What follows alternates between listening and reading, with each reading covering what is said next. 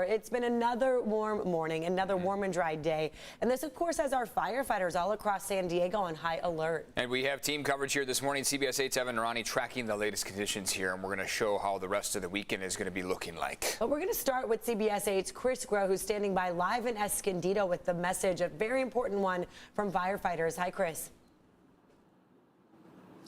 And look, there's no putting it lightly. It's hot outside right now, even at this time of the day. And that's exactly why the message from CAL FIRE is essentially, look, it doesn't matter if it's February. We all need to be on high alert. In fact, take a look at what happened just yesterday. Again, this coming in from Little Italy, a fire that broke out there by Washington Elementary. Students and teachers all evacuated. Turns out several trees caught fire. Wasn't a structure fire, but then a second fire broke out nearby on the freeway. So that was two fires in close proximity, in close timing to each other, which again speaks to the type of conditions that we are seeing. Fire crews did knock out both of those, and there was no structure damage and no reported injuries. But this is always a reminder to always be prepared and aware. CAL FIRE says there are a number of things that you can do, but the one thing you shouldn't be doing when it gets hot and dry right now is to avoid clearing defensible space during this heat wave. What you can do, of course, though, is to make sure that you have a go bag ready, to make sure that you know what your evacuation route is. But take a listen to what else CAL FIRE says you can do.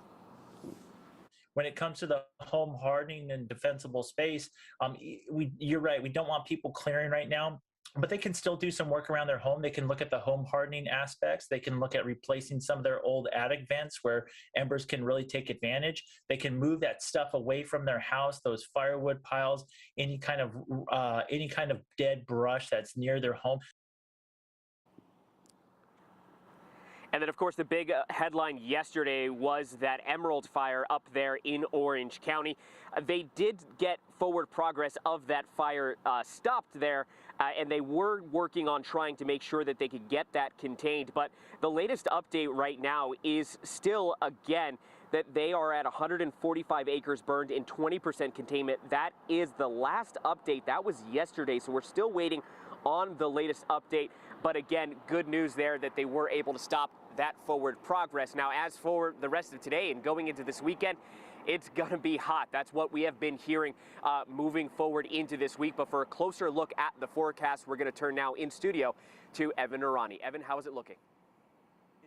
It is already warm here across San Diego County. We're in the upper 70s as we speak. You heard Chris mentioning the important parts of this forecast moving forward through the weekend, which is we have low humidity values, high fire danger out there throughout this weekend. We're sticking with that trend of offshore flow, driving those humidity values into the teens, and temperatures in the 80s stick around. We're going to cool by a few degrees compared to yesterday, but yesterday, February 10th, we broke records across San Diego County and up in Orange County as well. Oceanside, Vista, Escondido, Santa Ana. Vista made it to a high of 91 degrees yesterday. Keep in mind, average is mid-60s, so these temperatures definitely warrant that heat advisory that is in effect now all the way through Sunday. Take a look at where we're going by the afternoon. Low 80s across the coastline, mid and upper 80s inland, low 70s, which is quite the anomaly for your mountains, and upper 80s across the desert. Sunshine lasting through and through. Ridge of high pressure stays in place, and Santa Ana wind gusts return on your Saturday. Now, keep in mind, Sunday, Super Bowl Sunday, your plans are going to look a lot more like mid-August